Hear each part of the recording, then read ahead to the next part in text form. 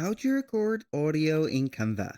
Hello guys and welcome to this new tutorial. Today I'm going to show you how easy it is to record your audio into a Canva or a Canva design, presentation and etc. So all you need to do is to follow up the tutorial from the beginning till the end and you will be good to go. The first thing that you need to do is to head over canva.com. Then you need simply to select the presentation or the design that you want to add this specific or record this specific audio into. Then we are going to move to the next step. For example, I'm going to choose a presentation. Then we are going to set up a template. Now we are going to wait for the templates to be here. So let's go ahead and choose this specific template. I'm going to use all of this, add them already from here. Then how we can add our audio, simply we are going here to click on share. Then we are going to click on more. And here we have the share. As you can see, we have a lot of options. We're going simply to select present and record. Click on it.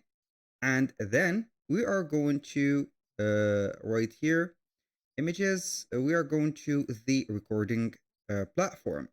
As you can see here, we have a template. As you can see, we have the camera and microphone. The camera is not detected because I didn't made a camera. And for the microphone, we have a lot of options. Go ahead and choose your microphone and see if your voice is already working. So I'm going to set up right here, start recording. It will give us a little timer. And as you can see, it is recording. So we are going simply right here to click on end recording. Then it will upload your record right there. So we are going to see here what is the result. So we are going to click on save and exit. Normally we have the record right here. So we are going right there to the upload. Then we are going to visit the audio. And as you can see, we have the record right here.